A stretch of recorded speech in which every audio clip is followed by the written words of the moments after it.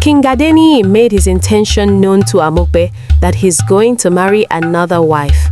Eventually, King Adeniyi hooked up with Awero, the daughter of Apena, one of his chief's daughter. Awero came from a good home too. Her mother is the head of the female folks selling fish in the market. And within a space of time, Awero became pregnant for the king.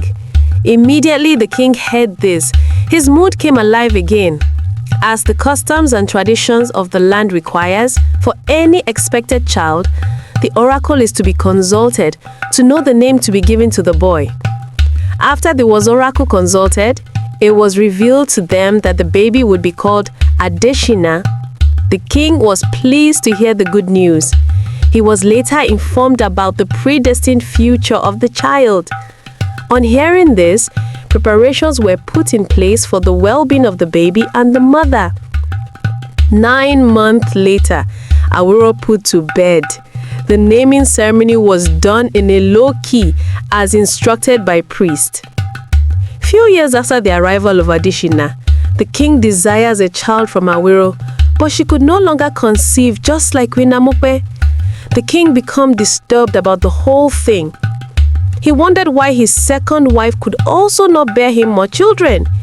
He later encouraged himself that he had already gotten 2 boys, and that list should be enough for him.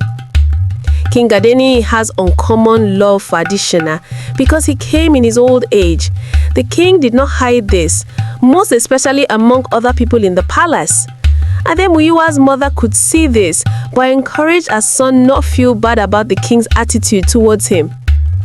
She further encouraged him that when his father has gone to join his ancestors, he would ascend to his throne.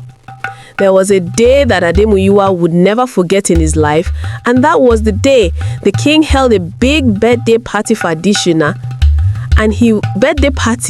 It was outside the king's palace that they got to know that the king was organizing a big party for Adeshina, and to worsen the whole matter, the king gave Adeshina the privilege of riding on his own horse that day.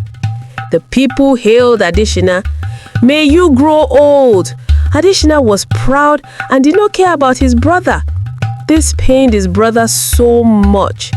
Year in, year out, the king did not change from this behavior, but kept on pampering Adeshina. Amokpe grew old, and after battling with the ailment for long, she died in her sleep. Life became miserable for Ademuyiwa. It was as if the earth should open and swallow him up. Yet things continued to get worse. After the burial of his mother, Ademuyiwa approached the king to beg for pardon in any way he or her mother may have offended him. He answered him thus, "The son of which?" Ademuyiwa started crying and could not explain why such is happening to him. Awero later came and cautioned the king not to say those words to the poor boy,